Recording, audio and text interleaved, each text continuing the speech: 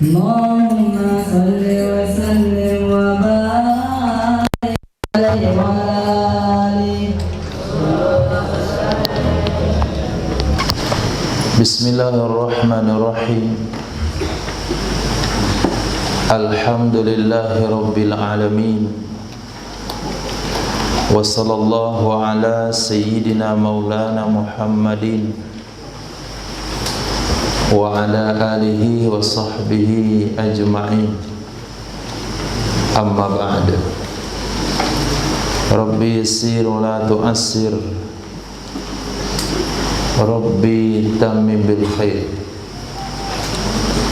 Rabbana israh lana sudurana wa yassir lana umurana wa umural muslimin, wahlul 'uqdatam min lisanina yafqahu qawlana. Bisanadina al-muttasili ila imamil khatimatil hufaz al-imam Jalaluddin As-Sayuti rahimahullahu ta'ala wa adaman nafa'a bi ulumi wa barakatihi wa nafahatihi wa madatihi wa karamatihi fid darini amin. Hadis 5982.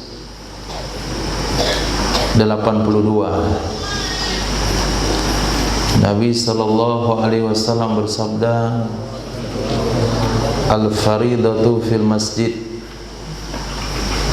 salat wajib di masjid, wat tatawwu fil bait, salat sunat di rumah. Ini hadis untuk laki-laki. Untuk perempuan, Nabi sallallahu alaihi wasallam bersabda, wa baituhunna khairul lahunna. Rumah-rumahnya wanita itu lebih baik bagi mereka. Dalam hadis yang lain, salatnya seorang wanita di dalam kamarnya lebih baik daripada ruang tamu. Salat di dalam ruangan, dalam kamar itu lebih baik daripada dalam kamar. Tapi bagi laki-laki, al-faridatu fil masjid, salat fardu di masjid, at-tatawwu fil bait, salat sunat di rumah. Ini juga tidak dipahami secara mutlak. Ada beberapa salat sunat yang sebaiknya di masjid. Di antaranya adalah salat duha. Kemudian salat sunat yang dilaksanakan berjamaah sunnah di masjid. Tarawih, witir di bulan Ramadan, salat istisqa, gerhana matahari, gerhana bulan, Idul Fitri, Idul Adha. Kemudian ada juga salat-salat sunat yang karena kondisi dan keadaan itu sebaiknya di masjid. Misal qobliyah subuh, kalau dilakukan di rumah dia masbuk salat subuhnya, maka sebaiknya di masjid untuk mengantisipasi supaya tidak masbuk subuh.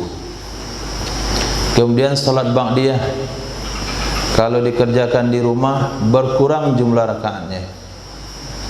Kalau di masjid dilakukan ba'diyahnya bisa 4 ba'diyah zuhur, tapi kalau sudah ke rumah kurang jadi 2. Atau kalau dikerjakan di masjid lebih sempurna, lebih lama, lebih khusyuk, lebih sempurna. Tapi kalau dibawa ke rumah lebih cepat, kurang khusyuk, enggak sempurna, bahkan bisa tidak dilakukan. Nah, kalau seperti ini kondisinya, maka salat sunat ba'diyahnya lebih baik di masjid. Tapi apabila dengan kondisi yang sama, 4 di masjid dibawa ke rumah tetap 4 rakaat 5 menit di masjid sampai ke rumah tetap 5 menit, konsentrasinya di masjid sama dengan di rumah, tidak terganggu dengan suasana rumah, tidak terganggu dengan pekerjaan dan sebagainya, pasti bisa terlaksanakan di rumah, maka sholat di rumah lebih baik di masjid.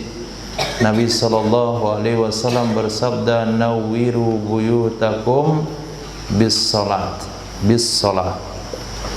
sinarilah rumah kalian dengan salat, maka maksudnya adalah salat sunat.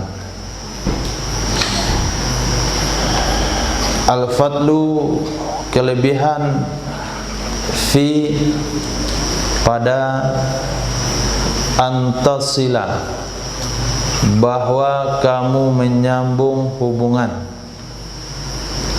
antasila, bahwa kamu menyambung hubungan, man qata'aka, akan seseorang yang memutuskan hubungan ia akanmu. Antasila, bahwa kamu menyambung hubungan silaturahim, man, kepada seseorang, qata'aka, yang memutuskan hubungan ia denganmu. Wa tu'tiya, dan kamu memberi, man, akan seseorang, haramaka, yang dia tidak mau memberi kepadamu. Wa ta'fuwa, dan kamu memaafkan, amman zalamaka, untuk orang-orang yang menzalimi ia akanmu. Ini terjemahan secara susunan kosakata Arab menurut kaidah nahwunya. Kesimpulannya, kelebihan itu ada kalau kita mau menyambung silaturahim dengan orang yang tidak mau menyambung silaturahim dengan kita. Karena menyambung silaturahim dengan orang yang menyambung silaturahim dengan kita, itu maknanya mujazah, membalas, mengimbangi. Dan memberi kepada orang yang tidak mau memberi, karena memberi kepada orang yang mau memberi itu disebut tijarah, perdagangan. Al-hasana an tu'tiya man haramak, pepatah Arab mengatakan kebaikan itu kamu memberi kepada orang yang tidak mau memberi. Fa innal ihsan ilal muhsin, fa innal ihsan ilal muhsin tijarah. Karena berbuat baik kepada orang yang berbuat baik itu namanya dagang.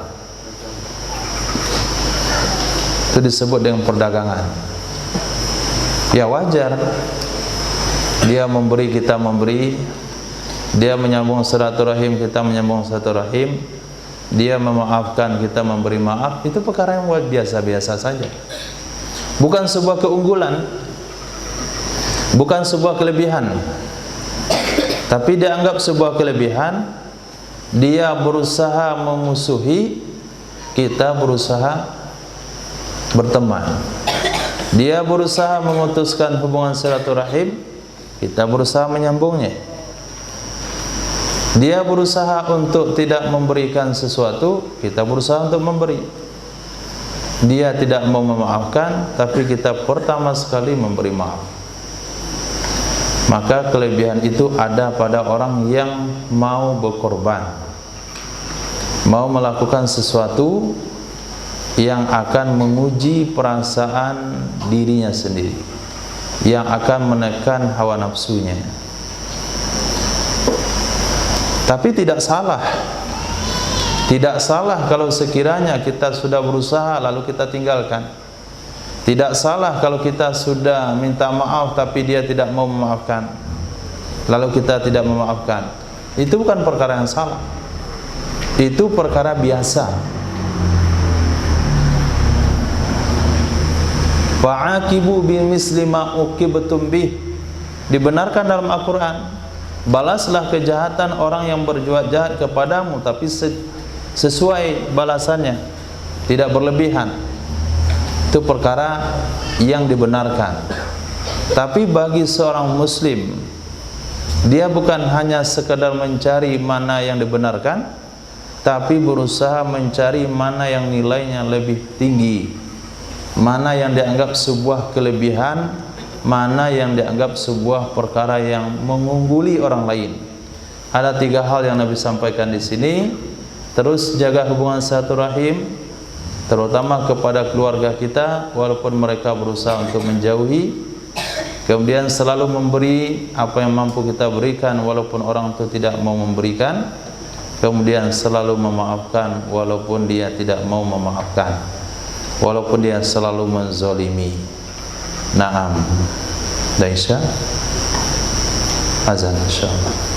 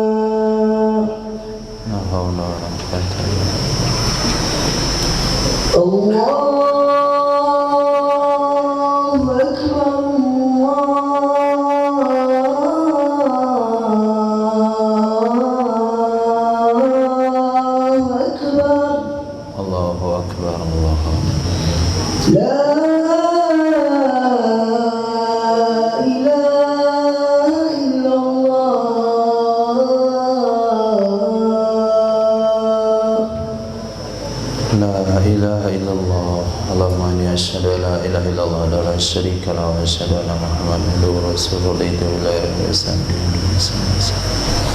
اللهم صل وسلم وبارك على سيدنا محمد وصلى الله عليه وسلم آمين. بسم الله الرحمن الرحيم. Hadis berikutnya nomor 5984, hadis dari Imam At-Tirmizi, hadis sahih dari Sayyidatina Aisyah radhiyallahu taala anha. Nabi sallallahu alaihi wasallam bersabda, "Al-fitru yauma yuftirun nas." Hari raya fitri itu adalah Al-fitru, hari raya fitri atau Idul Fitri itu adalah hari yuftirun nasu, berbuka oleh manusia, berbuka dari puasa 1 bulan. Karena puasa 1 bulan kemudian berbuka, maka dirayakanlah berbuka itu, sehingga hari raya Idul Fitri itu hanya 1 hari, 1 Syawal. Wal adha, sementara Idul Adha adalah yauma, hari yudhahin nasu, berkorban oleh manusia. Disebut adha karena manusia pada hari itu menyembelih hewan korbannya. Maka hari penyembelihan hewan korban dimulai dari tanggal 10 Zulhijjah sampai 13 Zulhijjah. Jadi hari perayaannya 4 hari 4 malam. Takbirannya 4 hari 4 malam. Nabi bersabda, yaumul akli wasyurub, hari untuk makan dan minum. Jadi menjadi suatu amal pada hari itu makan dan minum. Kalau hari yang lain bisa jadi amal tapi tidak tinggi nilainya. Kalau tidak diniatkan untuk memperkuat ibadah, maka makan tidak bernilai. Tapi pada hari itu makan pun ada nilainya, yaitu hari raya kurban. Al-fitratu ala kulli muslim. Fitrah di sini maksudnya zakat. Zakat fitrah itu terhadap setiap muslim, hadis sahih. Tidak kira dia balik atau belum, laki-laki atau perempuan, sehat atau sakit, budak atau merdeka, musafir atau mukim. Yang jelas yang punya ruh, yang punya nyawa saat matahari tenggelam pada hari terakhir bulan Ramadan, wajib dibayarkan fitrahnya. Tapi kalau nyawanya belum ada atau nyawanya hilang 1 menit sebelum matahari tenggelam, maka tidak wajib zakat. Si fulan meninggal 1 menit sebelum waktu azan maghrib masuk, hari terakhir Ramadan, maka dia nggak kena zakat. Seorang bayi lahir setelah azan 1 menit atau setelah masuk waktu 1 menit, waktu masuk azan dikumandangkan, Allahu Akbar, Allahu Akbar, lahir dia ke dunia, maka anak itu tidak kena zakat, tidak wajib dizakatkan. Tapi kalau dia lahir 1 menit sebelum azan maghrib, kena zakat. Kalau dia meninggal 1 menit setelah waktu maghrib masuk, kena zakat. Maka syarat zakat itu hidup ketika waktu maghrib masuk.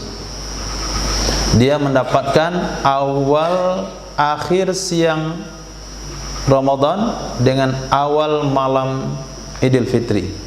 Di detik-detik itu dia miliki, dia ada di dunia. Maka wajiblah dikeluarkan zakat fitrah terhadap orang-orang tersebut. Syaratnya satu saja, muslim. Mau kecil, besar, dewasa, tua, muda, budak, merdeka, laki, perempuan. Tapi ada ketentuannya. Kalau budak yang wajib membayarkan adalah majikannya, anak wajib membayarkannya, orang tuanya, istri wajib membayarkan suaminya. Kalau sekiranya seorang suami tidak mampu membayar zakat fitrah, tapi istrinya mampu, maka istri tidak wajib membayarkan zakat fitrah untuk dirinya. Istrinya banyak uangnya, tapi suaminya nggak punya uang waktu itu. Maka pada saat itu suami tidak wajib melakukan zakat fitrah untuk dirinya, dan dia juga tidak wajib melakukan zakat fitrah untuk istrinya karena dia tidak punya uang. Istri, dia walaupun punya uang, tidak wajib melakukan zakat fitrah untuk suaminya dan juga tidak untuk dirinya. Karena kewajiban istri bukan zakat fitrah istri bukan terhadap dia, tapi terhadap suaminya. Nah, al-fitratu ala kulli muslim. Al-fakru azyan. Kefakiran itu lebih indah, lebih bagus alal mukmin, atas orang beriman, lebih bagus dari al-idhar. Idhar itu adalah bulu yang tumbuh dari atas telinga sampai ke bawah telinga. Bulu yang sejajar dengan telinga itu namanya idhar. Nah, kalau sudah lewat bawah telinga ke sini, itu disebut dengan mulai daripada bawah telinga sampai nyambung ke jenggot, nah, itu namanya idhar.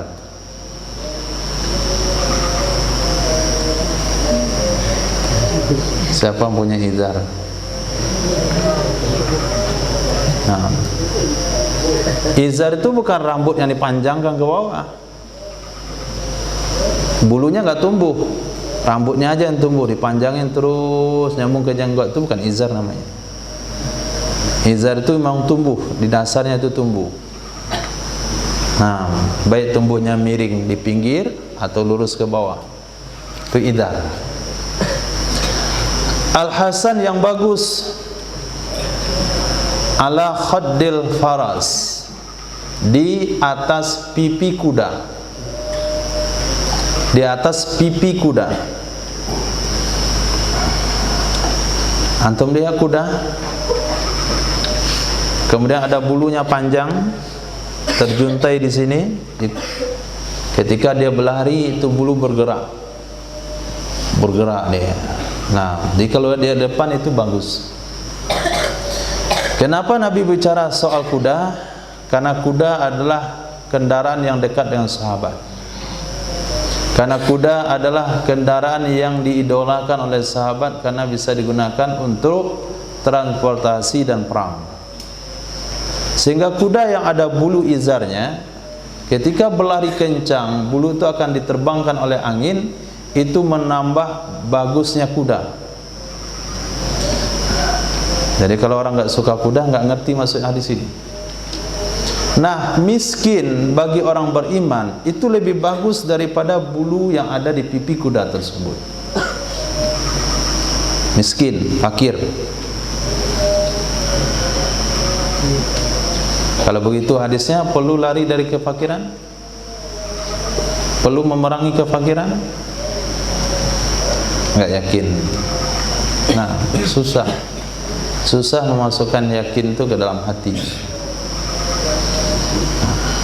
Oke, satu lagi.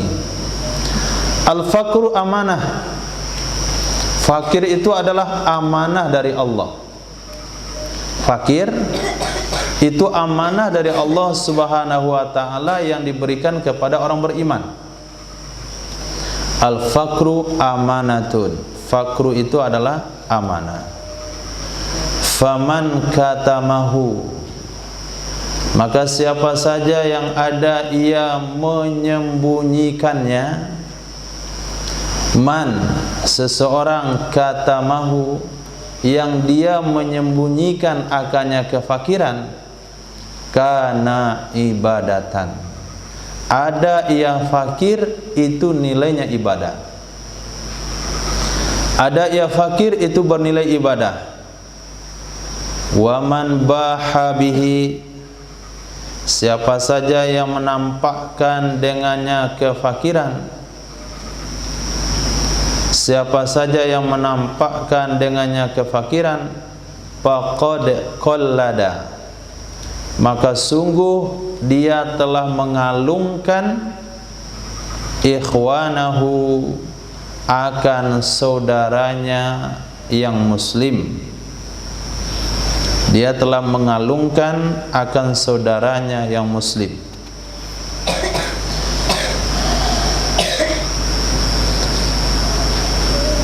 Maka Allah katakan kepada sahabat, yahsabuhumul jahilu aghniya'a minat ta'affuf. Yahsabuhumul jahiluna aghniya'a minat ta'affuf. Orang-orang yang tidak tahu dengan kondisi kehidupan sahabat, itu mereka, orang-orang yang tidak tahu tersebut menganggap sahabat itu orang kaya. Yahsabuhum, mengira akan mereka para sahabat, al-jahilun, oleh orang yang tidak tahu dengan kondisi sahabat, aghniya'a, mereka menganggapnya sahabat itu orang-orang kaya. Kenapa? Minat ta'affufi, dari karena menjaga diri, menguap tutup mulut. Nah, jangan dilihat ke anak lidah sama orang lain. Jadi sahabat radhiyallahu taala anhum, semua orang yang berkunjung ke kota Madinah itu menganggap seluruh sahabat itu kaya raya. Bahkan ketika tamu datang ke rumah mereka, mereka hidangkan semua makanan, mereka tidurkan anak-anaknya, dihidangkan makanan, dimatikan lampunya. Ya, tentu bukan hidangan Sumatera Barat, makan bisa dimatikan lampu. Nah, makanan sahabat hanya simpel saja, roti sama kurma. Jadi diraba-raba pun bisa makan. Tamu mengira ini sahabat, ini tuan rumah sudah makan semuanya, tapi ternyata mereka nggak makan, ditutupi ketidakmampuannya. Nah, itu ta'affuf. Maka kalau berkunjung ke tempat-tempat orang yang punya uang, antum mesti pakai baju yang bagus-bagus. Nah, kalau ziarah bertamu ke rumah orang yang sederhana, pakai juga baju yang sederhana. Datang ke tempat orang memang nggak ada sama sekali, pakai baju yang juga nggak ada sama sekali, artinya nggak ada nilainya. Nah, jangan berkunjung ke tempat orang kaya pakai baju mengkhawatirkan, sehingga dengan harapan supaya dapat belas kasihan. Ini bukan sifat para sahabat. Imam Malik rahimahullahu ta'ala ketika jumpa dengan penguasa, beliau punya baju khusus, sehingga nggak kalah saing dengan penguasa yang datang, sehingga dikatakan tidak mengemis kepada pemimpin, kepada orang-orang kaya. Nah, karena fakir itu adalah amanah Allah Subhanahu wa taala, yang kalau kita berusaha menutupinya, maka itu akan menjadi ibadah. Ibadah itu menyebabkan orang itu masuk surga 500 tahun lebih duluan. Kemudian Allah SWT katakan dalam hadis qudsi, Orang yang rela dengan kehidupan yang seadanya, maka Allah rela darinya dengan amal yang seadanya. Maka kalau kita lihat orang-orang yang sulit kehidupannya sehingga banyak waktu untuk mencari nafkah, sehingga tidak sempat solat qobliyah, enggak sempat duha, enggak sempat witir, enggak sempat ini, enggak sempat itu, cuman yang wajib-wajib saja, enggak sempat puasa sunat Senin dan Kamis, enggak sempat puasa Arafah sekalipun, Allah rela dengan orang tersebut. Wajar kata Allah, hidupnya dipersulit sehingga tidak ada waktu untuk melakukan solat sunat. Tapi orang yang Allah berikan kecukupan, Allah tidak terima, Allah tidak rela kalau dari orang itu amalannya sama dengan orang yang tidak punya kecukupan. Allah nggak rela. Kok bisa sama? Kamu banyak jam istirahatnya, tenaga tidak banyak berkurang, hanya sekedar duduk di kantor dalam ruangan yang pakai AC, nggak kena lumpur, nggak kena ini, nggak kena itu. Lalu kenapa nggak duha? Kenapa nggak ini? Kenapa nggak itu? Ini tuntutan Allah di akhirat kelak. Bagaimana mau dituntut duha sama orang yang ada di sawah? Nah, izin dulu ya, saya mau duha. Besok nggak dipanggil lagi oleh yang punya sawah. Nggak bisa orang itu diajak kerja, duha dia. Tersita waktu kerjanya 1 jam. Nggak boleh. Nah, jadi fakir itu adalah ibadah. Tapi ketika dinampakkan kepada orang lain, berarti dia telah mengalungkan fakir itu kepada saudara muslimnya, sehingga saudara muslimnya bertanggung jawab dengan keadaan dia, sehingga saudara muslimnya terbebani dengan keberadaan dia. Di akhirat kelak, kalau sekiranya dia mati kelaparan, tetangganya yang tahu dengan kondisi itu akan ditanya oleh Allah. Tapi ketika dia tutupi, saudara muslimnya tidak tertimpa dengan beban miskinnya. Tapi ketika diberitahu kepada orang lain, maka saudara muslimnya terikat dengan beban itu. Itu maknanya qallada ikhwanahu al-muslimin. Masih bicara soal miskin, Nabi bersabda, al-faqru syainun indan nas. Fakir itu kekurangan menurut manusia. Syainun, kekurangan, aib, perkara yang enggak bagus. Wa zainun indallah, dan itu adalah hiasan. Hiasan di sisi Allah Subhanahu wa taala pada hari kiamat. Nah, pilih yang mana? Tetap aja kayaknya. Walaupun 10 hadis disampaikan, tetap aja begitu. Nah, itu yang namanya nafsu. Nah, paling tidak, kalau sekiranya hidup Allah takdirkan miskin, ada hadis ini menghibur diri supaya tidak merasa rendah. Nah, syainun indanas, memang orang lain menganggapnya kurang. Ketika dia datang melamar, bisa saja lamarannya ditolak dengan alasan itu. Bisa saja. Ketika dia bertamu, bisa saja dia tidak mendapatkan fasilitas karena fakir itu. Ketika dia mengundang, bisa saja undangannya tidak dipenuhi karena alasan itu. Ketika bicara, mungkin saja pembicaraannya tidak didengar karena alasan itu. Bisa saja indanas menurut pandangan manusia, tapi menurut pandangan Allah itu adalah hiasan, itu kelebihan, itu keunggulan. Sehingga kalau di akhirat kelak, bukan dia yang ingin berkumpul dengan Rasulullah SAW, tapi rombongan itu yang dicari oleh Nabi. Nah, dia siap menunggu saja. Nabi akan berpihak kepada mereka. Allahumma syurni ma'a zumara'il masakin. Kata Rasul dalam doanya, ya Allah, kumpulkan aku bersama kelompok orang-orang miskin. Nah, sekali lagi, miskin tidak bisa diusahakan sebagaimana kaya tidak bisa diusahakan. Kenapa? Karena sudah ditulis di dalam rahim ketika usia 4 bulan.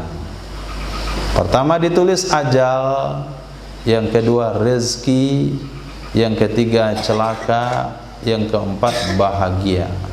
Rezeki itu sudah ditulis di dalam rahim. Bisa saja yang nggak tamat SD lebih kaya daripada yang sarjana. Nah, bisa saja orang yang tinggal di pelosok yang tidak tahu teknologi lebih kaya daripada orang yang modern. Bisa saja yang lebih kecil lebih kaya daripada yang tua. Bisa saja, karena dia takdir. Nah, kalau sudah takdir nggak usah antum pikirkan, pikirkan saja pelajarannya. Nah, bisa dipikirkan, memang sudah ditakdirkan, yang dipikirkan. Sesuatu kalau sudah ditetapkan oleh Allah, mau dipikirkan, nggak dipikirkan, dia akan berlaku seperti itu. Maka jangan dipikirkan. Ini baru selesai kubro udah mikir bisnis. Jadi orang kaya atau jadi orang miskin sudah ditetapkan oleh Allah. 6. Hadis berikutnya Nabi SAW bersabda, al-fuqaha, ahli fikih, orang-orang yang mendalami hukum fikih disebut fuqaha.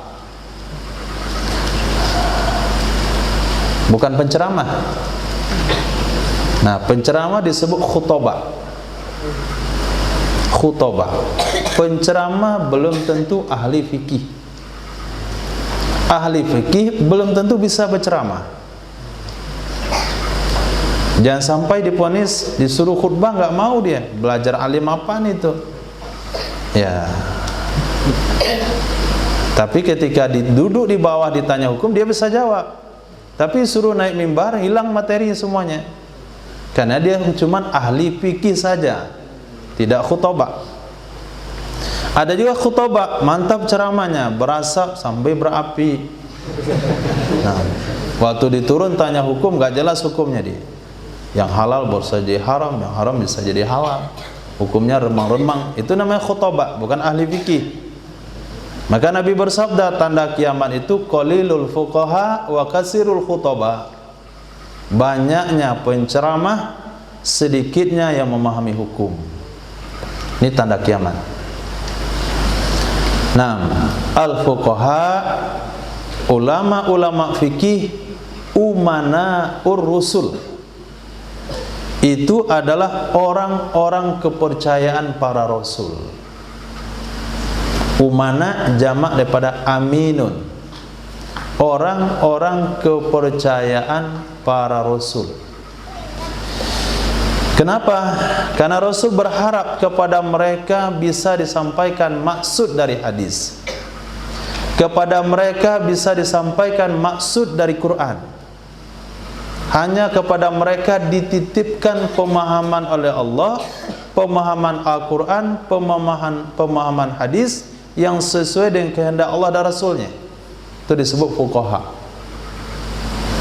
Doa yang didoakan oleh Nabi SAW untuk Sayyidina Abdullah bin Abbas adalah Allahumma faqihu fid din. Ya Allah, pahamkan dia dengan agama, wahai Allah. Sehingga doa yang harus, yang mesti kita baca dalam qunut subuh, Allahumma faqihna fid din. Kenapa doa itu kita tambahkan dalam qunut subuh? Supaya berharap antum yang mengaminkan doa itu menjadi fuqaha. Nah, karena untuk jadi fuqaha itu susah sekali. Jadi fuqaha itu adalah pemegang amanah para rasul. Syaratnya ada dua syaratnya. Pertama, malam yadkhulu fid dunya, selama mereka tidak masuk dalam urusan dunia. Malam yadkhulu, selama mereka tidak masuk fit dunia, di dalam urusan dunia. Kalau sudah berkecimpung dalam urusan dunia, fuqahanya bergeser, hukum fikihnya berubah. Kemarin fatwanya haram, sekarang jadi halal. Kok bisa berubah? Sudah masuk dalam dunia. Nah, tapi ketika ahli fikih tidak terlibat dengan urusan dunia, maka fatwanya lantang, haram, titik, nggak ada lagi perbedaan. Nah, coba masukkan dunia sama mereka, terus tanya, apa hukumnya? Haram. Bukan haram, haram. Itu dunia masuk setengah itu. Jadi hukumnya berubah jadi halal. Itu lihat aja dalam perbedaan perkembangan Indonesia. Contoh. Nah, yang kedua syaratnya lam yatsba'u wa yatsba'u sultan. Selama mereka tidak mengikut penguasa. Selama mereka tidak mengikut penguasa. Kalau mereka mengikut penguasa, hukum akan disetel oleh penguasanya. Jadi ulama itu tidak menyampaikan apa yang dia pahami, ulama itu tidak lagi menyampaikan apa yang dia yakini, tapi ulama itu menyampaikan apa yang dipesan oleh pemimpin yang dia ikut. Kalau dua hal itu sudah terjadi, fa idza fa'alu dzalik, apabila mereka melakukan hal tersebut, fahdharuhum, maka hati-hatilah kalian dengan mereka. Fahdharuhum, hati-hatilah kalian dengan mereka. Fatwa mereka itu dicurigai, dikhawatirkan tidak sesuai dengan yang sebenarnya. Kalau dua hal itu ulama sudah ikut campur, itu sebabnya antum nggak boleh kuliah. Itu salah satu penyebabnya. Itu salah satu penyebabnya. Antum nggak usah ikut ujian paket. Ujian paket masuk kuliah, kuliah jadi penguasa. Nah, jadi anggota dewan misalnya, berubah hukum itu. Yang kemarin tuh bersemangat sholat jamaah di awal waktu, sekarang sedang musyawarah ini. Apalagi fikru sa'ah, al-fikru sa'ah khairum min ibadati alfasana. Berfikir sesaat untuk kepentingan umat lebih baik pada ibadah 1000 tahun. Nah, nanti sholat bisa kita tunda. Itu fatwa keluar. Nah, bahaya, sangat berbahaya. Maka kalau menjadi ulama itu jangan sama sekali bersinggungan dengan kepemimpinan, dengan pemerintahan. Nah, kalau sekiranya jangankan bersinggungan, nyangkut dikit saja itu sudah bermasalah. Nyangkut dikit saja. Darul Hijrah mendapatkan bantuan dari pemerintahan Sumatera Barat berupa tanah, berupa bangunan dan lain-lain sebagainya. Minimal kita mesti pasrah kalau diminta MTQ, itu minimal. Harus ikut. Tapi ketika Darul Hijrah tidak menerima bantuan dari mana-mana, disuruh MTQ, nggak pernah bisa mengikutkan. Hafiz 30 juznya untuk MTQ. Ya, MTQ tinggal antum dilatih sebulan irama-irama dikit sudah selesai, juara 1. Lepas juara 1 di sini, juara 1 di sana, juara 1 di sini, mutar pertama perwakilan Kabupaten Kota Padang, kemudian ke perwakilan Pariaman, kemudian habis semua itu naik provinsi Sumatera Barat, nanti dicewa oleh orang Sumatera Selatan, kemudian Sumatera Utara, Jawa Barat, Jawa Timur, habis Indonesia, ke luar negeri, pas itu jadi Dewan Hakim. Nah, itu aja gunanya itu. Itu apa gunanya? Nah, nanti ditanya Pak Hakim, bagaimana kira-kira kalau wanita berhaid ini, peserta ini berhaid nih, dia harus tampil, mana hukumnya? Nah, mana coba Pak Hakim? Antum jadi dewan hakim nih, ini pesertanya wanita sedang berhaid. Pertama, orang berhaid gak boleh masuk masjid. Yang kedua, wanita berhaid gak boleh baca Quran. Sekarang antum dewan hakimnya, ditanya oleh panitia, apa mau jawab? Ya terserahlah. Nah, dinilai juga. Dah tahu tuh wanita berhaid baca Quran, antum nilai juga. Ridho di atas maksiat, jadi berubah kondisinya, prinsipnya berubah. Sebab apa? Nyangkut dikit dengan pemerintah, dikit aja nyangkutnya. Nah, bisa dipahami? Nah, solusinya mana? Di bawah. Al-fiqhu yaman wal hikmatu yamaniyah. Itu solusinya. Bukan ke Mesir, bukan ke Mesir, bukan ke Madinah, bukan kepada Zubair bin Awam. Enggak ada hadis mengatakan Zubair bin Awam, al-fiqhu Zubair bin Awam, wal hikmah Zubair bin Awam. Nah, coba lihat hadisnya. Sahih ini Mas, sahih. Catat baik-baik. Al-fiqhu Yaman. Fikih itu ada di Yaman. Wal hikmatu Yamaniyah. Hikmah itu juga ada di Yaman. Dia mau belajar fikih, mau belajar hikmah, belajar tasawuf, belajar akhlak, Yaman. Oh, nggak ada uang, 40 juta, 60 juta. Darul Hijrah. Kok bisa kesimpulannya begitu? Karena Darul Hijrah dari Yaman. Syekh Nuruddin gurunya adalah Syekh Ismail Usman Zain Al-Yamani. Jadi kalau ada uang pergi ke Yaman situ, kalau nggak ada uang di sini saja. Selesai, bukan Mesir, bukan Zubair bin Awam. Hadis sahih. Jangan dikatakan, oh itu kenapa fanatik seperti itu? Kenapa agama dikatakan Yaman? Coba lihat hadisnya, bukan orang itu mengada-ngada. Bukan orang itu mengada-ngada, sudah disabdakan oleh Nabi SAW.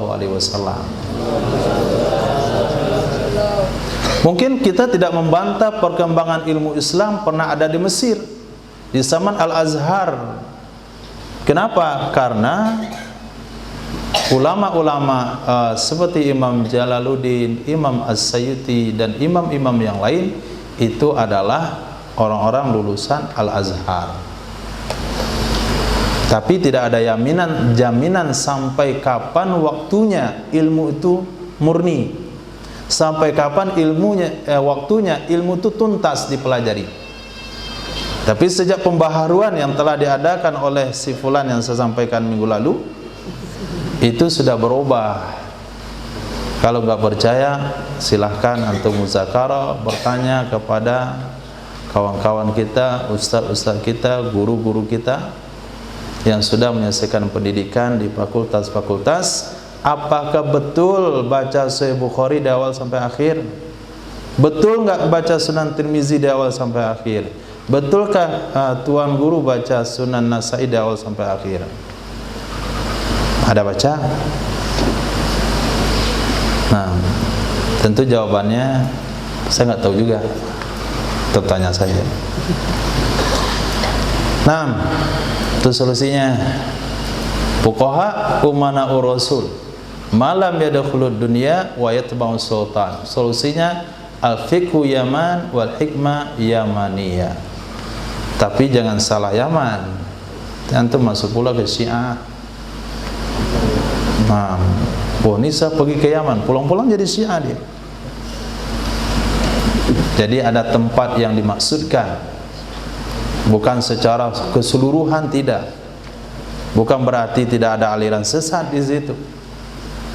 Nah, tapi ada jaminan daripada baginda Rasul sallallahu alaihi wasallam.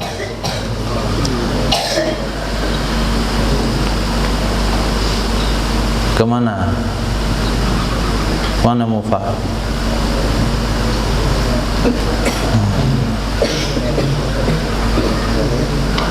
Soeharto apa namanya? Bambang.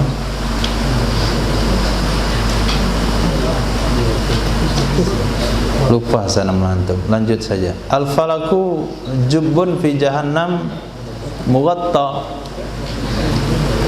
Qul a'udzu birabbil falaq. Aku berlindung dengan Rabbnya falak. Nah, apa makna falak? Falak ada dua makna.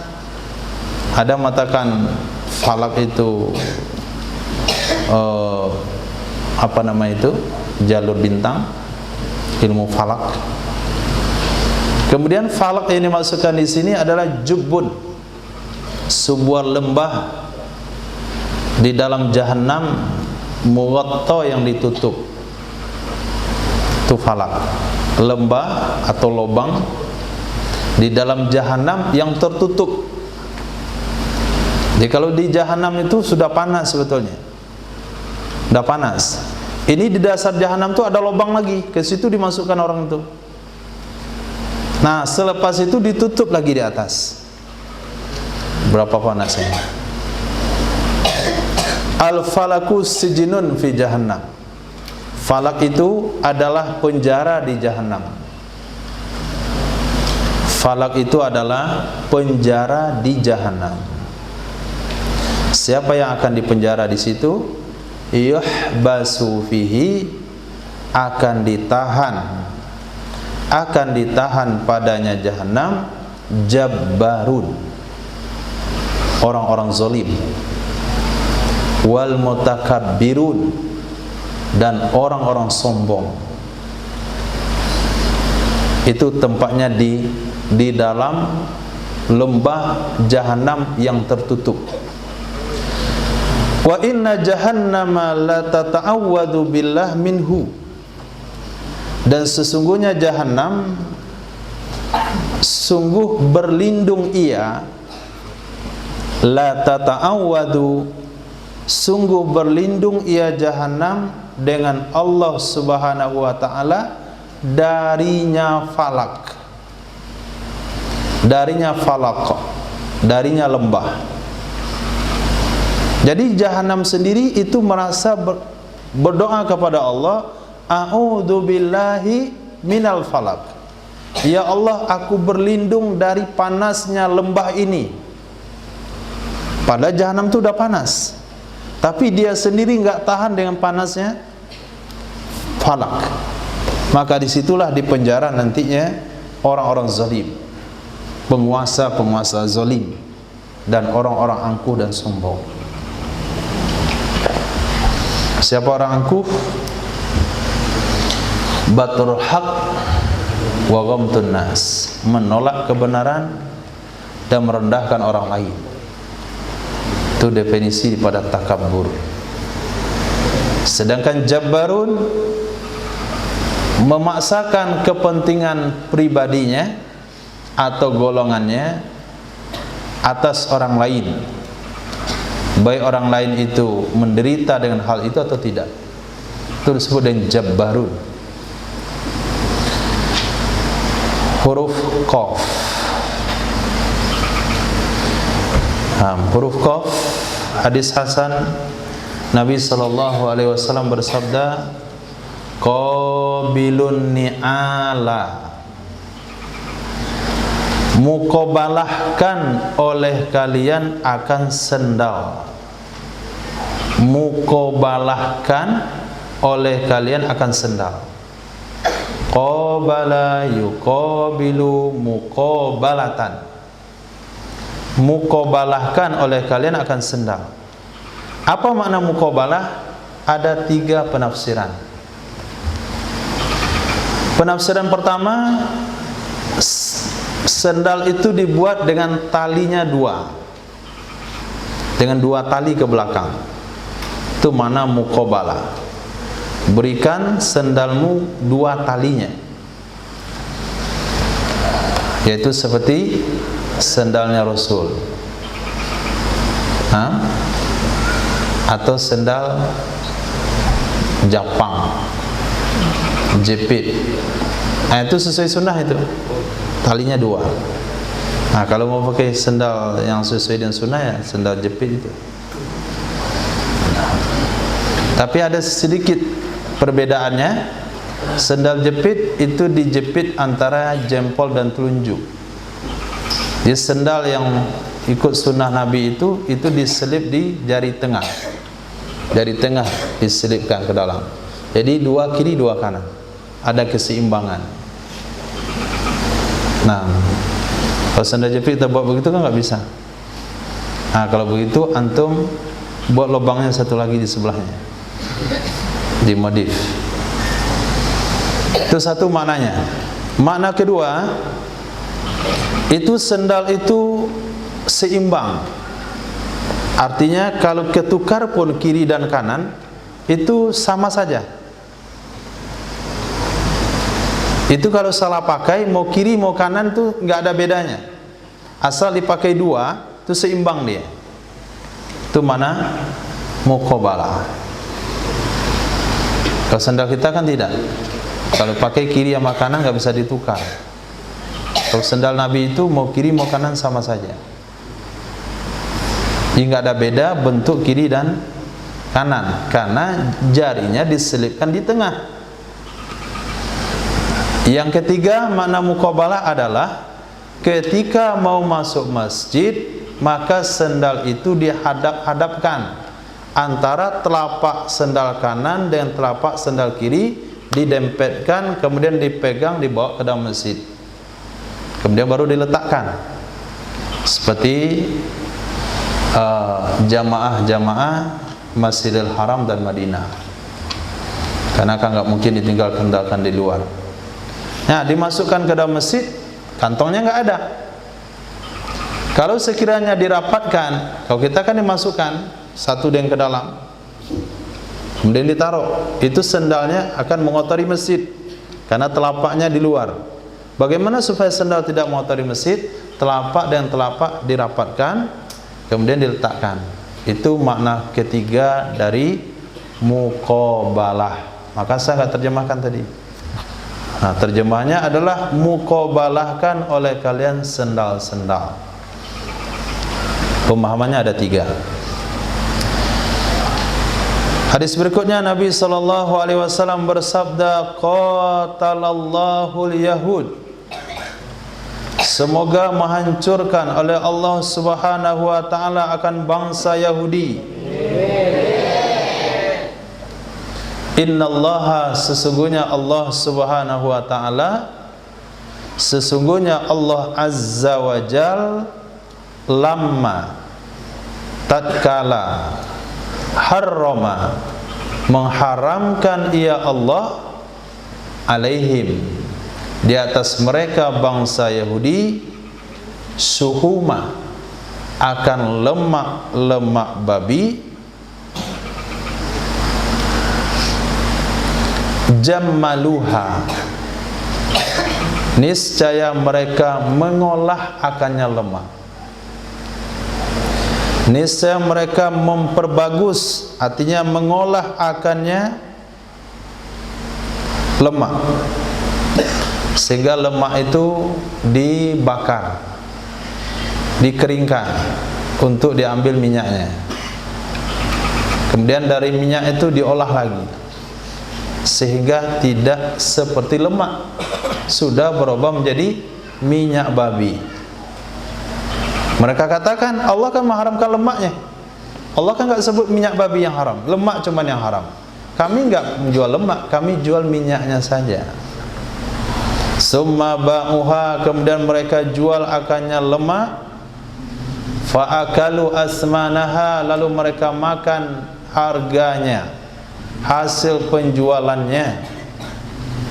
Itu Yahudi. Ya, kalau sekiranya di makanan orang-orang Islam ada lemak-lemak babi, ada minyak-minyak babi, itu wajar kalau makanan itu dibeli daripada produk-produk Yahudi. Karena mereka bersikap seperti itu dengan Allah Subhanahu wa taala. Kalau mereka hari ini kita pertanyakan kenapa mereka membunuh orang-orang Islam, itu nggak usah ditanyakan. Jangankan orang Islam, Nabi saja 70 orang mereka bunuh. 70 orang Nabi yang dikirim ke mereka, mereka bunuh. Nabi Zakaria digergaji, bukan dibom, digergaji. Karena Nabi Zakaria masuk dalam kayu untuk bersembunyi, kemudian kayunya dipotong, digergajilah dari atas sampai ke atas kepala Nabi Zakaria. Nabi Zakaria bilang, kata Allah, wahai Zakaria, sekali lagi kamu bilang dicoret nama kamu dari kenabian. Terpaksa Nabi Zakaria sabar aja sampai belah dua. Itu perangai Yahudi, bukan Nasrani. Maka nggak heran kalau mereka membunuh umat Islam tanpa pandang bulu. Udah biasa buat mereka. Karena nenek moyangnya bukan hanya membunuh umat Islam, tapi membunuh nabi mereka sendiri yang dikirim ke mereka. Dan salah satu yang Nabi informasikan di sini, ketika mereka diharamkan makan lemak babi, mereka olah lemak itu supaya berubah nama dari lemak menjadi minyak. Dan mereka tidak mau makan, mereka jual, tapi dari hasilnya itu mereka makan. Lalu mereka katakan, kami tidak memakan lemak babi, kami menjual hasil, kami hanya makan dari hasil penjualan minyak babi. Kalau kita lihat dari hadis ini, mereka jual. Ingat sabda Rasul, mereka jual. Artinya kalau mereka jual, mereka tidak mengkonsumsi makanan yang mereka buat ketika dicampur dengan minyak babi.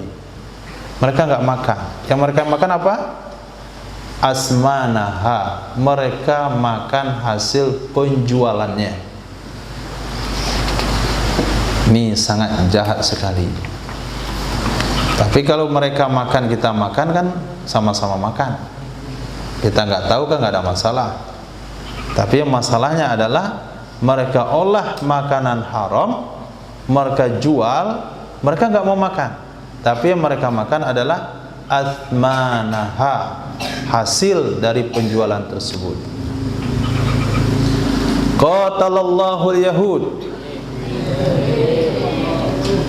ittakhazu, mereka menjadikan kubur anbiya'ihim, kubur nabi-nabi mereka, masajida, tempat-tempat sujud. Mereka menjadikan kubur nabi-nabi mereka tempat sujud. Nah, hadis ini yang dikembangbiakkan oleh sebagian kelompok yang salah dalam mengembangkannya, sehingga mereka berkesimpulan kalau sholat di satu masjid, kemudian masjid itu ada dindingnya, kemudian di depan itu ada halamannya, kemudian di depan lagi ada kubur. Nah, kata mereka nggak boleh sholat di masjid itu, karena kalau sholat di masjid itu sama dengan Yahudi, karena menjadikan kubur jadi tempat sholat.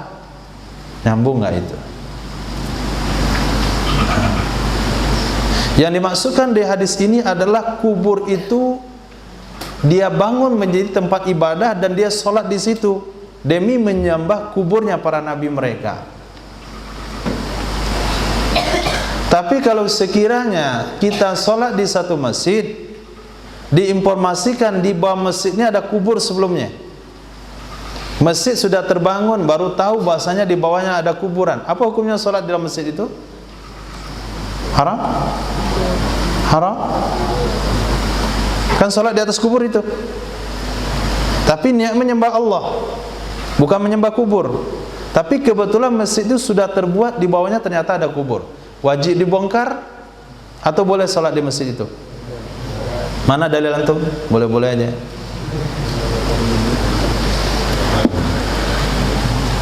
Hadis yang kita baca minggu lalu, apa kata Nabi?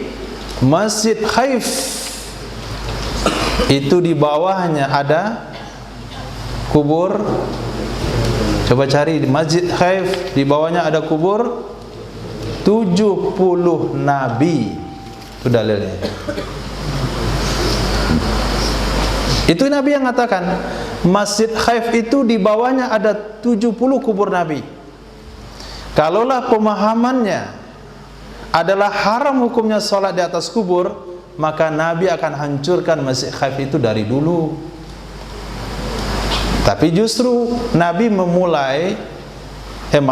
Nabi pernah melakukan sholat di Masjid Khaif yang ada di Arafah. Kalau itu pemahamannya. Tapi pemahaman mengambil kubur mereka sebagai masjid, maksudnya adalah menyembah kubur. Menyembah kubur, bukan sholat di belakang kubur. Nah, kalau pemahamannya sholat di belakang kubur hukumnya haram, maka kita tidak bisa mengamalkan ayat yang berbunyi wattakhidhu mim maqami Ibrahim musalla. Jadikan olehmu tempat solat di belakang tempat berdiri Nabi Ibrahim. Setelah tawaf kan sunat solat 2 rakaat. Di mana? Di belakang makam Nabi Ibrahim. Berarti makam Nabi Ibrahim ada di depan kita. Berarti kita menyembah makam Nabi Ibrahim? Kan tidak. Kalau sekiranya pemahaman kita meletakkan sesuatu di depan, itu maknanya menyembah, itu pemahaman yang salah total. Kita sholat di belakang kawan, apa kita menyembah kawan itu? Sholat menghadap Ka'bah, apa menyembah Ka'bah? Sholat belakang Nabi Ibrahim, apa menyembah makam Nabi Ibrahim? Sholat di masjid depannya ada kubur, apa menyembah kubur? Sangat salah pemahaman tersebut. Karena menyembah atau tidak menyembah bergantung kepada niat. Innamal a'malu binniyat. Amal semuanya bergantung kepada niat.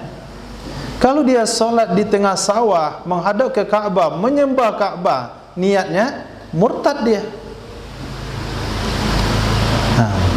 Kalau sholatnya di rumah tapi niatnya nyembah kubur Nabi yang ada di Madinah, kafir dia. Kalau dia sholat di belakang makam Nabi Ibrahim, niat menyembah makam Nabi Ibrahim, murtad. Tapi kalau di mana saja dia sholat niat menyembah Allah, dia nggak murtad. Sunnah meletakkan sesuatu di depan kita sholat, namanya sutratul musalli. Kalau kita sholat wajib hukumnya menghadap Ka'bah. Sunnah memposisikan makam Ibrahim ada di depan. Nah, coba lihat. Mereka memahami hadis ini, Allah hancurkan Yahudi karena Yahudi menjadikan kubur Nabi mereka sebagai masjid. Pemahamannya secara tekstual, menjadikan kubur sebagai tempat sholat. Nah, itu pemahamannya. Sedangkan pemahaman Ahlus Sunnah wal Jamaah menjadikan kubur sesembahan. Itu pemahamannya. Kenapa sampai ulama memahami begitu?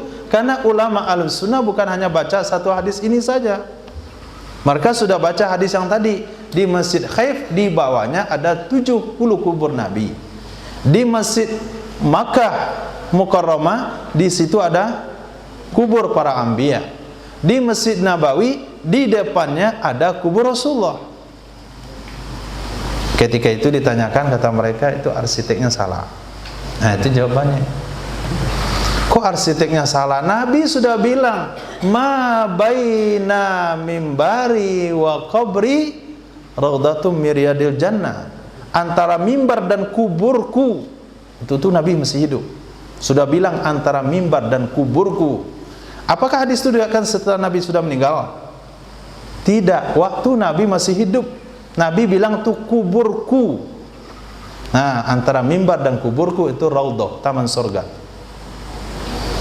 Lalu ulama memahami ketika Bani Salimah ingin datang ke Masjid Nabawi, pindah kampung, Nabi bersabda, jangan kalian pindah. Nabi berusaha sekeliling masjid itu tidak diisi oleh pendatang. Bani Salimah tetap saja kalian tinggal di situ, Allah akan catat langkah kalian datang dan langkah kalian pergi. Pergi ke masjid dicatat, pulang juga dicatat. Nah, dari pemahaman tersebut, maka ulama katakan bahasanya Nabi akan mengetahui akan ada pelebaran Masjid Nabawi. Itu salah satu dasar-dasar ulama Ahlus Sunnah wal Jamaah. Hadis berikutnya itu hadis sahih. Nabi SAW bersabda, qatalallahu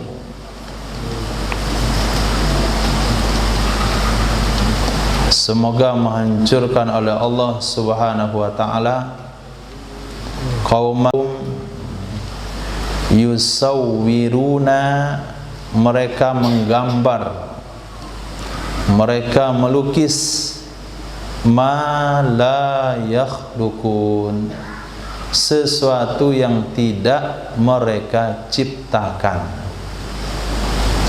Mereka menggambar sesuatu yang mereka tidak ciptakan. Maka menggambar makhluk hidup hukumnya haram.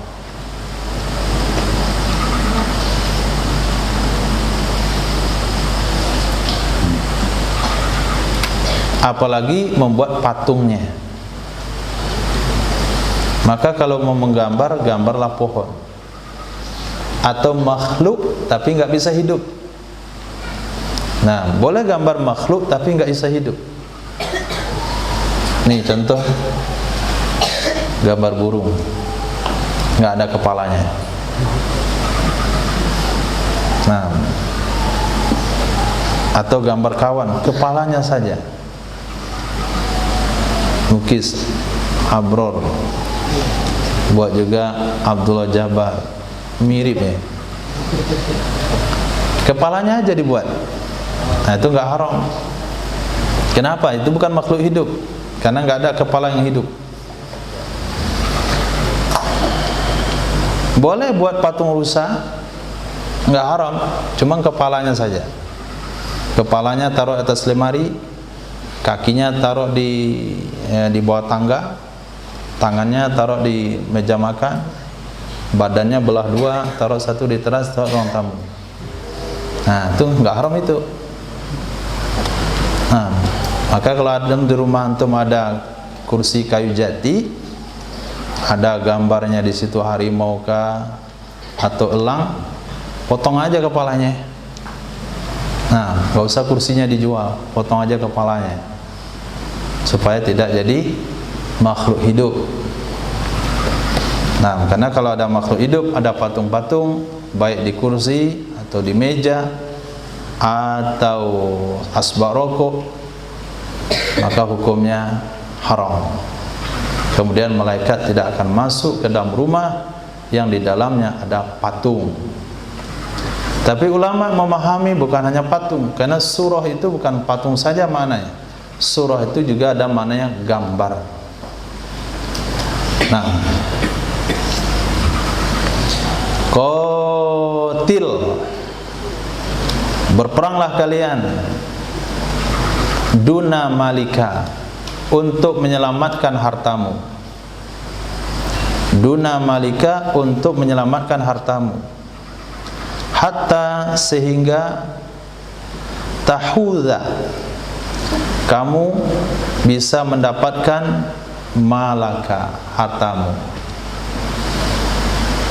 Atau tuktala, kamu dibunuh.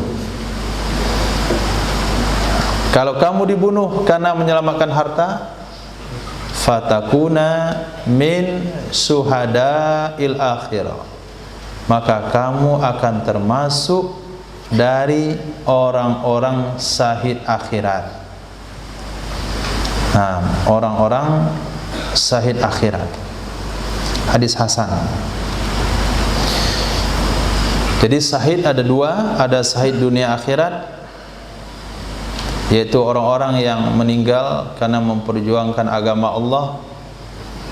Mereka tidak boleh dimandikan karena darah akan menjadi saksi nanti di akhirat kelak. Ketika Allah tanya, apa pengorbananmu untuk agamaku? Mereka katakan, ini darah syahidnya wahai Allah. Mereka akan dibangkit di akhirat kelak dengan luka-luka perangnya yang segar seperti sedia kala, mengeluarkan darah yang segar seperti dia dilukai pada hari dia dilukai. Launuhu launud dam wa raihu raihul mis. Warnanya warna darah tapi baunya bau kasturi. Itu orang syahid dunia akhirat. Enggak boleh dimandikan. Karena tidak dimandikan, maka dia tidak boleh disolatkan. Hanya dikafani dan dikuburkan. Kalau bahasa kasarnya, saya enggak perlu sama solat kalian. Itu bahasa kasarnya. Simpan saja solat kalian, doa kalian untuk yang lain. Kalau saya enggak perlu, sudah ada bukti di hadapan Allah Subhanahu wa taala, ini darah membela agama Allah Subhanahu wa taala. Itu orang syahid. Dan ada syahid akhirat saja. Syahid akhirat di dunia diperlakukan seperti orang biasa.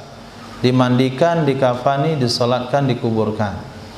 Tapi di akhirat dia tidak seperti orang biasa. Dia akan berkumpul bersama para pejuang-pejuang yang gugur di jalan Allah. Yaitu diantaranya orang yang berperang mempertahankan hartanya. Jangan dikatakan dia hubud dunia. Ini hubud dunia nih, mau mati gara-gara harta. Tidak, itu perintah Nabi SAW dan hadis Hasan. Jadi kalau ada di daerah-daerah kita di mana hak-haknya dirampas, kekayaannya diambil, tanahnya digusur, kalau dia bertahan di situ sampai mati, itu orang mati syahid. Bukan orang rakus itu, bukan orang bodoh, tapi orang mati syahid karena dia mempertahankan haknya. Apalagi kalau dia mempertahankan haknya dari orang kafir, seperti umat Islam dulu mempertahankan Indonesia dari Belanda, itu sudah jelas syahid. Apalagi mempertahankan haknya dari orang yang paling dibenci oleh Allah, seperti warga Palestina mempertahankan haknya daripada Yahudi. Ini bukan bahasanya bodoh, itu bodoh. Mau mati-matian karena harta. Kalau sekiranya antum berjalan di jalan raya di malam hari, mengendari motor, lalu datang orang yang mau merampok motor antum, berkelahi di situ mempertahankan motor, mati. Bukan berarti cinta dunia. Itu ikut hadis Nabi, qatil dunna malik. Berperanglah kamu, mati-matianlah kamu untuk mempertahankan hartamu sampai kamu dapat hartamu atau kamu mati. Kalau kamu mati, kamu dicatat syahid akhirat. Hadis Hasan riwayat Imam Bukhari.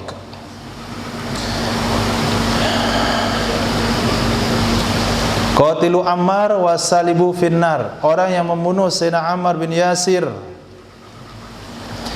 Sayyidina Ammar, Sayyidina Yasir ayah beliau meninggal di awal-awal Islam.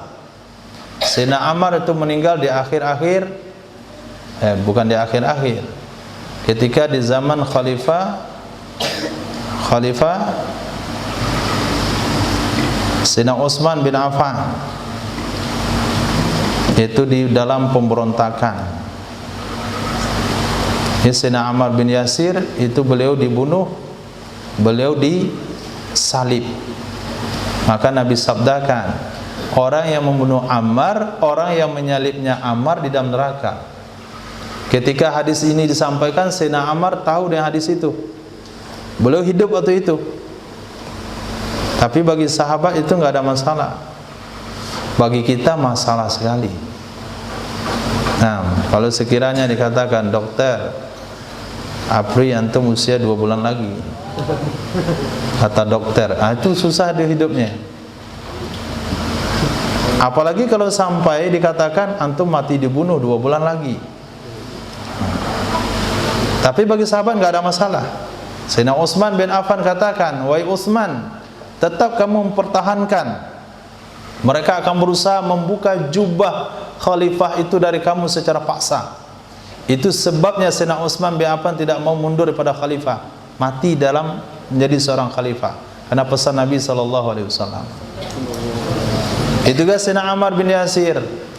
Ammar itu nanti kata Nabi, orang yang membunuhnya, orang yang menyalibnya masuk neraka.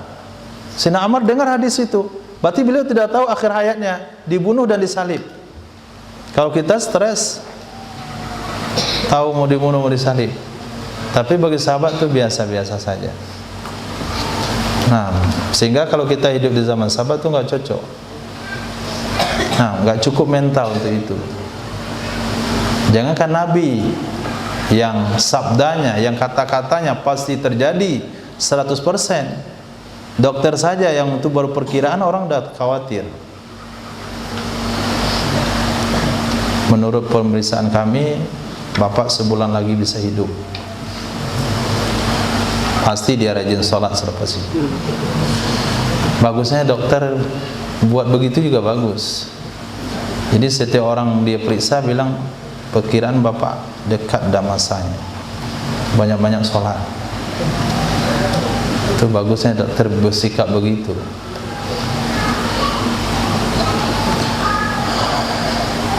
Qari'u suratil kahfi. Ini beberapa hadis kita baca, fadilah surah-surah pilihan. Qari'u suratil kahfi, orang yang membaca surah Al-Kahfi. Disunahkan baca surah Al-Kahfi pada malam Jumat dan juga pada siang hari Jumat. Orang yang baca surah Al-Kahfi, Allah akan bentangkan cahaya dari rumahnya ke Ka'bah. Doa disebut ia di dalam kitab Taurat dengan Ha'ilah.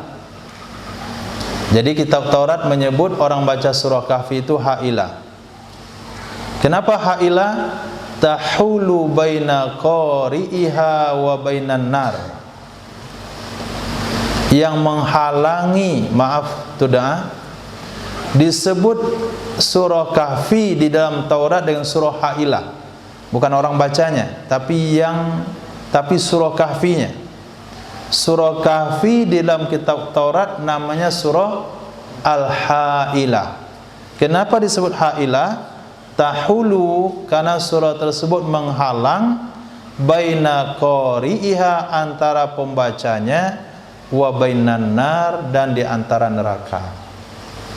Jadi Ha'ilah itu arti pembatas. Ha'ilah itu artinya penghalang.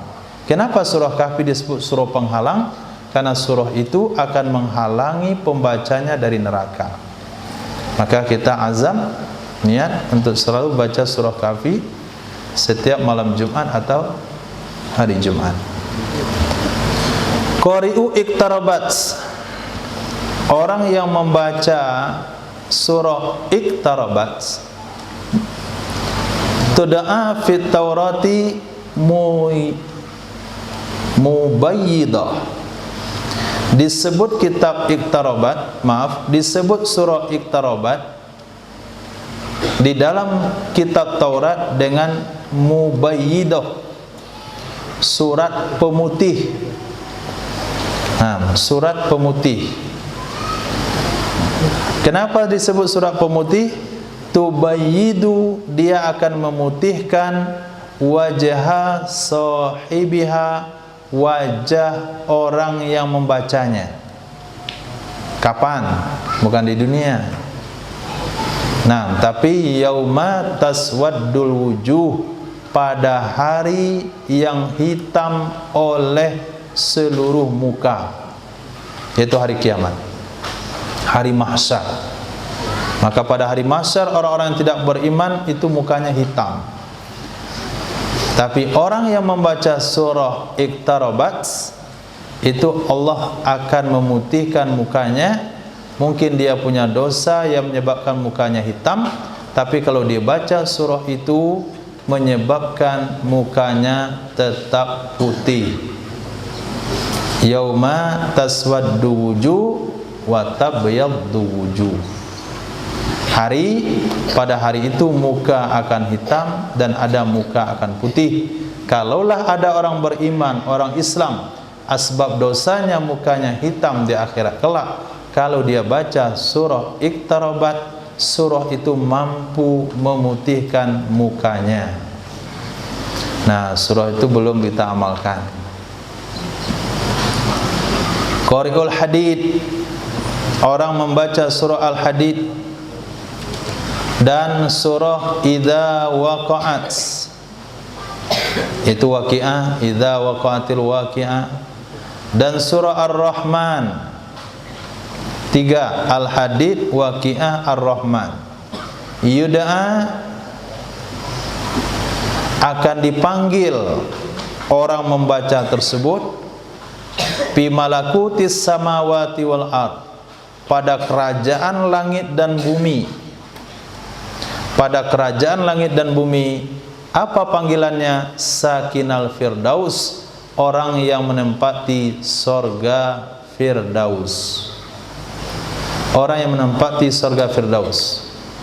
Jadi malaikat menyebutnya, itu coba kamu lihat, itu penghuni Firdaus. Penghuni Firdaus sudah masuk masjid, penghuni Firdaus sedang keluar masjid, penghuni Firdaus sedang sakit, penghuni Firdaus sedang di pasar. Jadi malaikat tidak sebut lagi dia ada namanya, tapi malaikat sudah kasih dia nama penghuni surga Firdaus. Kalau membaca secara istiqomah setiap malam surah Al-Hadid, Waqi'ah, Ar-Rahman. Nah, nantilah kita amalkan insyaallah. Nah, kita kumpulin dikit-dikit.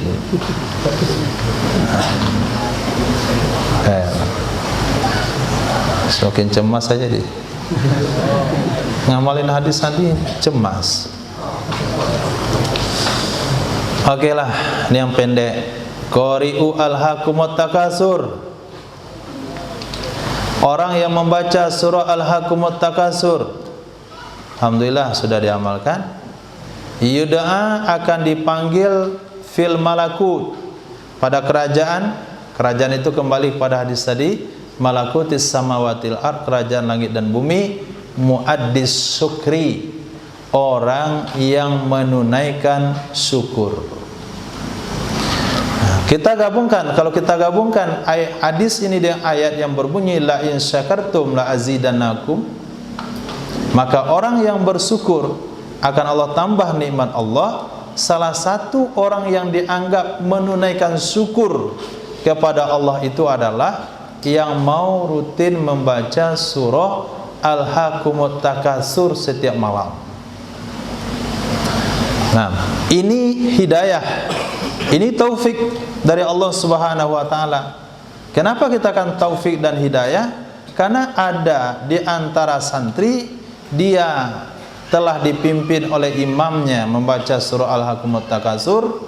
Orang di depan dia membaca Alhaakumut Takasur, di kiri Alhaakumut Takasur, di belakang pakai Alhaakumut Takasur, di kanan juga baca Alhaakumut Takasur. Dia enggak, dia lem bibirnya. Itu buktinya taufik hidayah Allah. Mana sanggup kita cek sampai ke situ? Capek lah tim Hirosa. Zahran enggak baca surah Alhaakumut Takasur. Husain Bukit Tinggi hanya baca Alhaakumu saja, Takasur enggak dia baca. Habis waktu.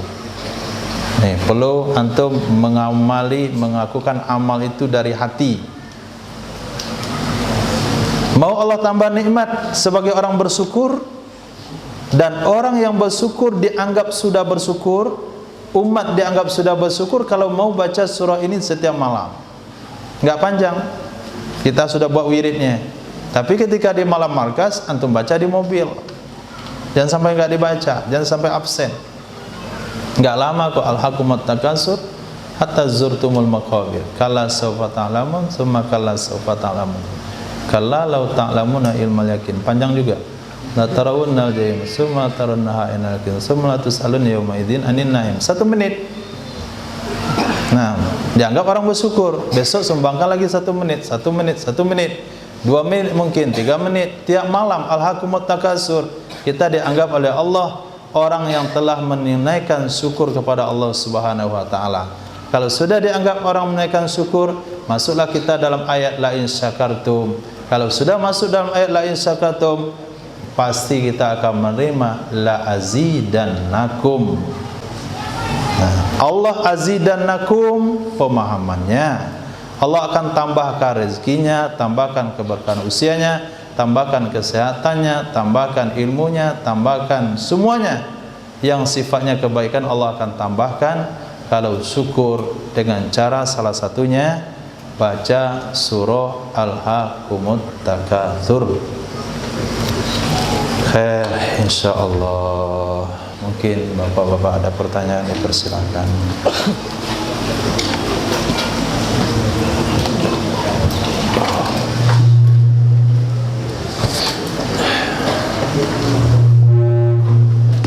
Umar terlalu besar volumenya.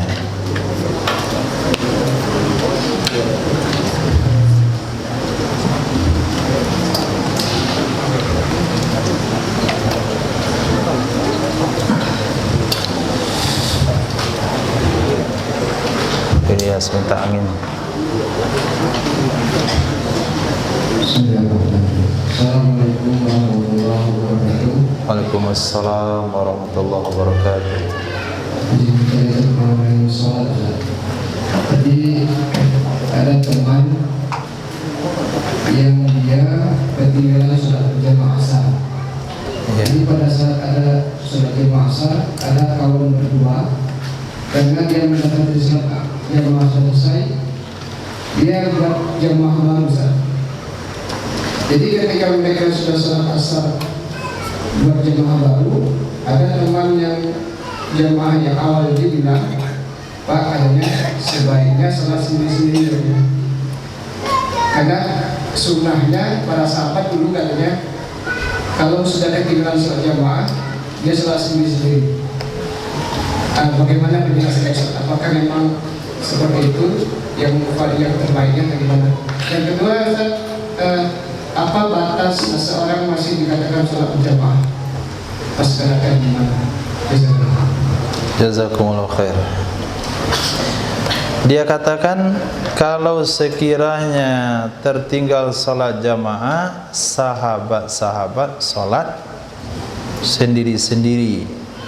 Itu yang harus kita tanyakan, bukan kita yang harus ditanya. Di mana ada hadis seperti itu?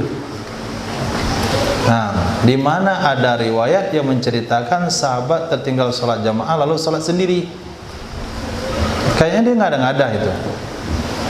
Yang ada itu adalah ketika sahabat datang ke Masjid Nabawi, lalu mendapati sholat jamaah sudah selesai, lalu Nabi bertanya kepada sahabat yang sudah sholat, apakah ada di antara kalian yang mau bersedekah kepada saudaranya?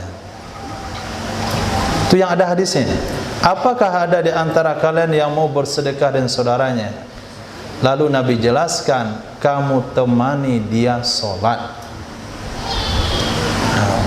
Berarti menganjurkan untuk sholat jamaah. Itu bahkan Nabi menganjurkan sholat jamaah dengan orang yang sudah selesai sholat. Dengan orang yang sudah selesai sholat. Apalagi kalau dia sama-sama belum selesai sholat. Kita melakukan musafir sehingga ada satu masjid, kita berwudu, selesai berwudu, tunggu teman-teman semua jamaah tempatan dah selesai, akhirnya kita buat jamaah baru. Selesai jamaah baru, datang lagi yang lain bikin jamaah baru, akhirnya jamaah itu sesuai dengan sunnah Nabi SAW. Bukan sholat sendiri-sendiri. Nah, apalagi kalau kita ambil pendapat Imam Abu Hanifah, tidak sah sholat wajib seseorang kalau tidak dilakukan berjamaah. Itu yang dikatakan beraninya umat akhir zaman. Tapi anehnya juga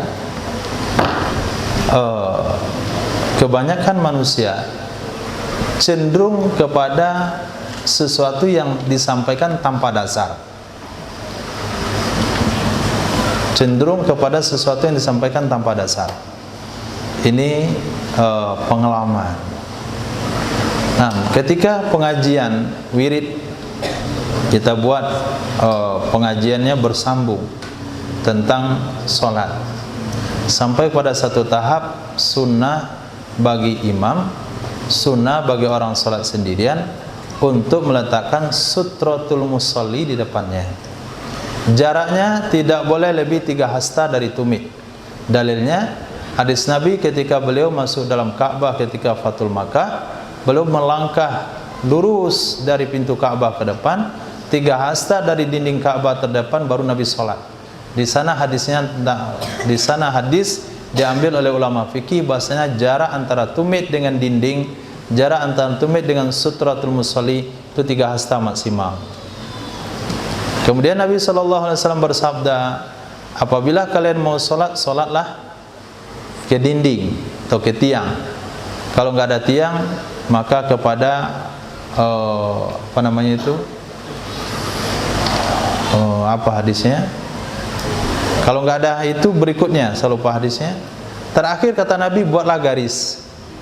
Kalau nggak ada juga yang bisa dijadikan, buatlah garis. Kita garis, lalu kita sholat. Berarti di sana ada skala prioritas. Kalau nggak ada A baru B, kalau nggak ada B baru C. Kemudian di masjid itu dipraktekkan, alhamdulillah, di depan shaf imam tuh karena mihrabnya terlalu jauh ke depan, antara sejadah imam dengan mihrab itu dindingnya jauh karena masjidnya besar. Nah, kadang-kala itu sholat jamaah di masjid yang mihrabnya terlalu jauh itu harus diletakkan di depan imam sutratul musalli. Tidak cukup hanya dinding yang jauh begitu. Akhirnya karena tidak ada sutra diletakkanlah kursi mimbar. Jadi setiap salat taruh kursi mimbar, setiap salat taruh kursi mimbar. Alhamdulillah sudah diamalkan sunnah. Kita merasa senang. Man ahya sunnati faqad ahabbani. Man ahya sunnati inda fasadi ummati falahu ajru syahid. Wah, ini dah dapat kita pahala satu syahid ini. Kenapa? Karena sudah bisa memudayakan satu sunnah, yaitu sutratul musalli. Minggu depan datang penceramah lain. Nah, diletakkan juga oleh pengurus kursi. Kata penceramah ini untuk apa kursi? Dah cukup sama sejadah. Satu patah kata saya, ini untuk apa kursi? Sudah cukup dan sejadah. Hanya kursinya hilang. Materi 1,5 jam lebih kita sampaikan dengan dalil-dalilnya, itu dipraktekkan. Lenyap dengan satu patah kata, cukup dengan sejadah. Nah, itu yang terjadi di tengah masyarakat pada hari ini. Diambil sebuah kesimpulan ketika orang menyampaikan ini sunnahnya. Sahabat kalau tertinggal sholat jamaah, sholat sendiri-sendiri, itu sunnahnya.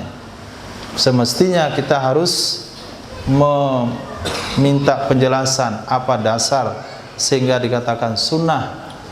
Kalau tertinggal jamaah itu sholatnya sendiri-sendiri. Mana hadisnya? Nah, mana dalilnya? Sahih atau dhaif? Maudhu atau hasan? Bahkan kalau untuk hadis itu, jangankan hadis dhaif, hadis maudhu tidak ada. Yang ada hadis hasan atau hadis sahih. Nabi bersabda, adakah di antara kalian yang mau bersedekah untuk temannya?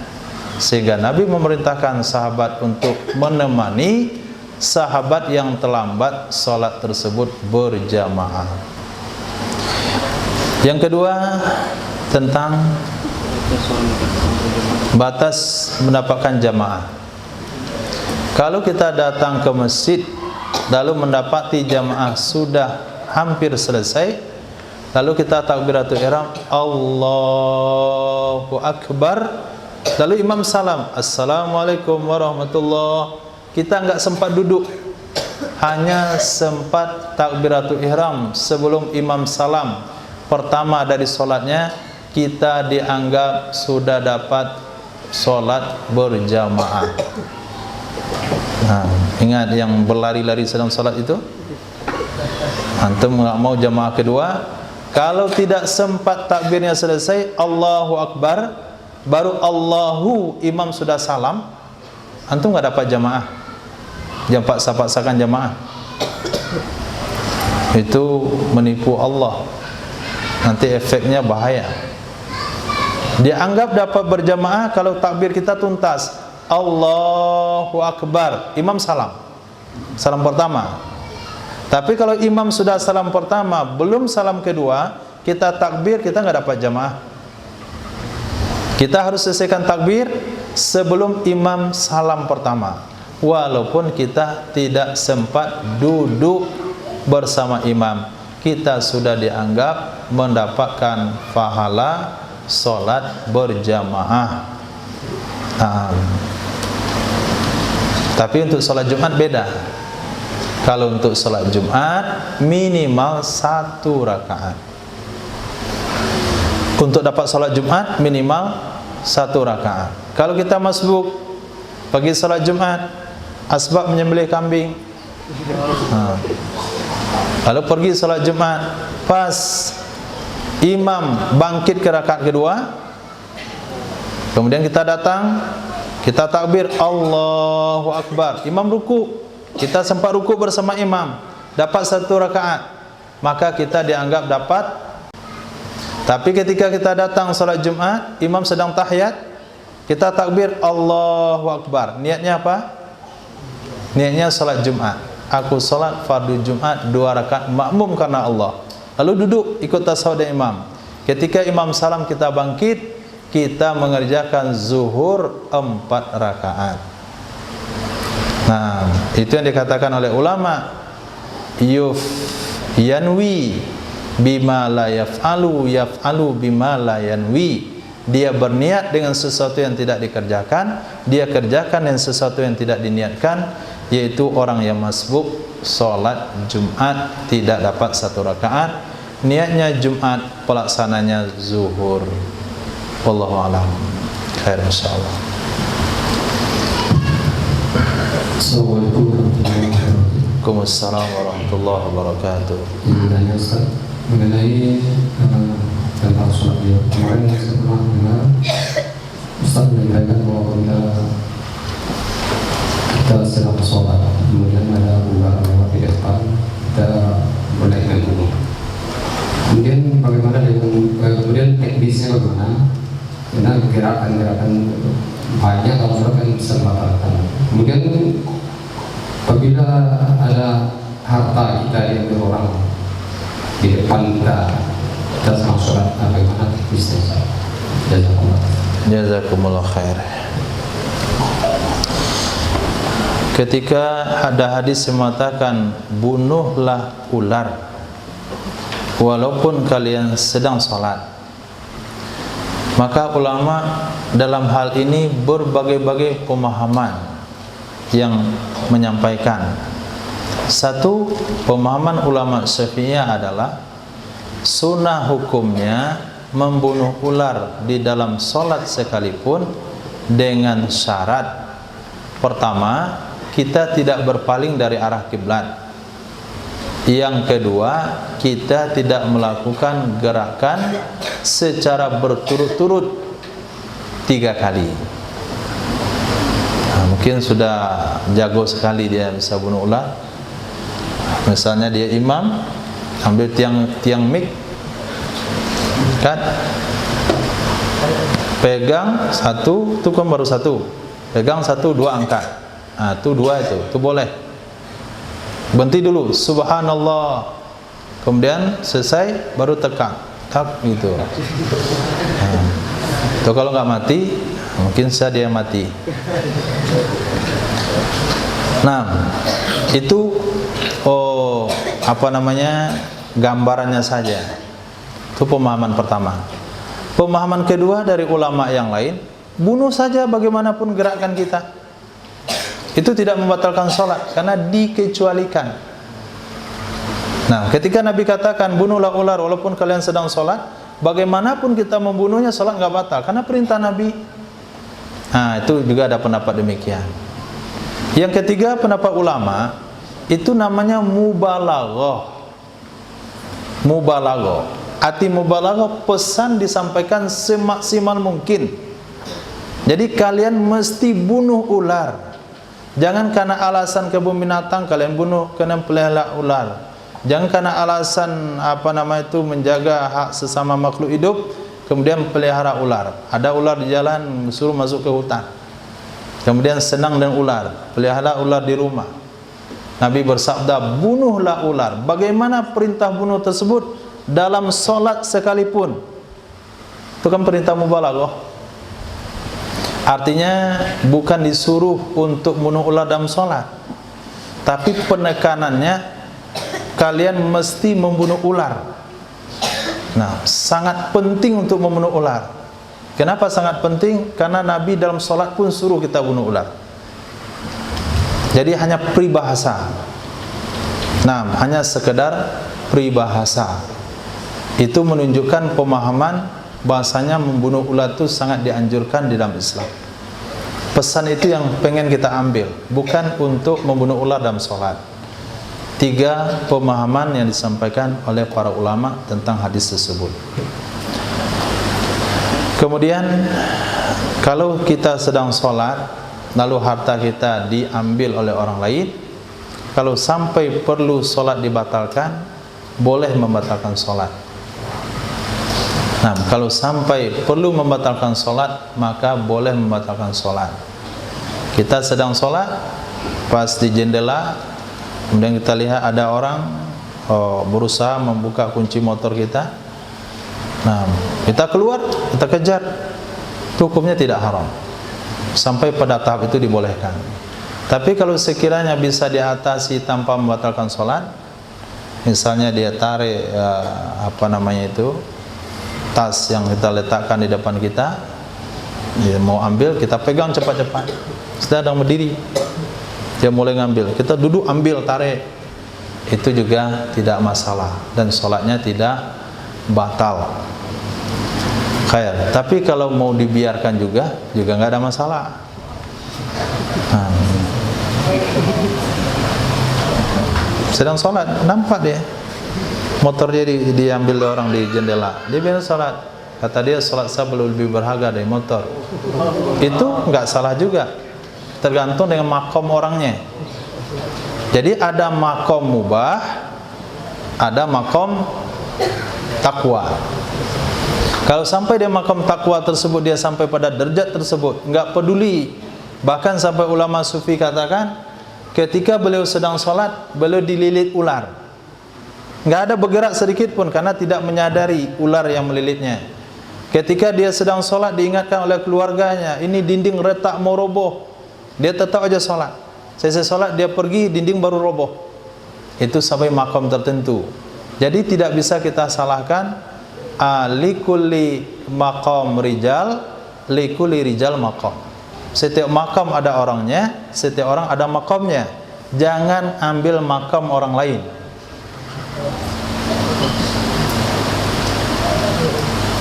Jangan mengambil makam orang lain.